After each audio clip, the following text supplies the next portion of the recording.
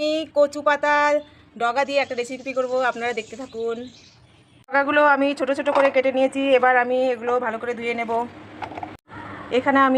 এখানে কচুর ডগাগুলো ছোট ছোট করে কেটে নিয়েছি, আর এখানে নিয়েছি আমি আলুগুলো আমি একটু সিদ্ধ করে নেব। আর এখানে নামানোর আগে আমি এটা বেটে দেব, আর ফোড়নে দেব আমি এই যে আছে পাঁচফোড়ন আর শুকনো লঙ্কা। আপনারা ভিডিওটা দেখতে থাকেন।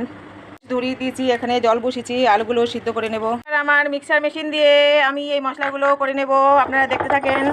আমি বেটে নিয়েছি, আর এদিকে আপনারা দেখেন এই যে কচু আর এদিকে আলু সিদ্ধ হয়ে এসছে।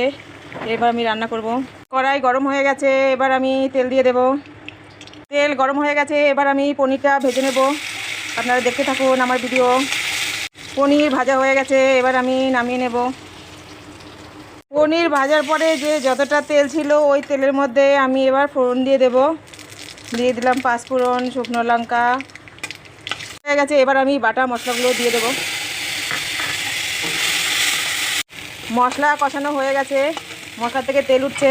এবার আমি সিদ্ধ করা আলু আর ডাঁটাগুলো দিয়ে দেব, কচু ডাঁটাগুলো।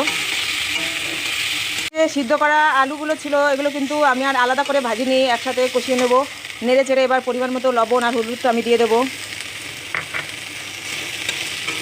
আলু কষানো হয়ে গেছে, খুব সুন্দর গলে গেছে, আগে থেকে সিদ্ধ করে নিয়েছিলাম। এবার আমি দইটা ঢেলে দেবো, নেড়ে চেড়ে হালকা অল্প জল দিয়ে ঢেলে দেবো। রান্না প্রায় শেষের দিকে, আপনারা দেখতে থাকুন ভিডিও। আমার রেসিপি রান্নার পদ্ধতি। এবার আমি দিয়ে দেবো পনির দিয়ে নেড়ে চেড়ে এবার আমি জল দিয়ে দেবো। এখানে লবণ হলুদ মাখানো একটু জল ছিল, দিয়ে এবার ঢেকে দেবো। আমার এই রান্নার পদ্ধতি যদি ভালো লেগে থাকে অবশ্যই কিন্তু ভিডিওটা প্রথম থেকে শেষ অবধি দেখবেন। রান্না প্রায় হয়ে এসছে, আমার নিউ স্টাইলের রেসিপি কমপ্লিট। এবার আমি বাটা গরম মশলাটা দিয়ে দেবো ঢেলে। তারপরে পরিমাণ মতো একটু মিষ্টি দেবো যাতে স্বাদ ভালো আসে। আপনারা ভিডিওটা দেখতে থাকেন, যদি ভালো লাগে অবশ্যই কিন্তু লাইক কমেন্ট শেয়ার করবেন এবং পাশে থাকবেন। পনিরের রেসিপি কমপ্লিট, এবার আমি নামিয়ে নেব।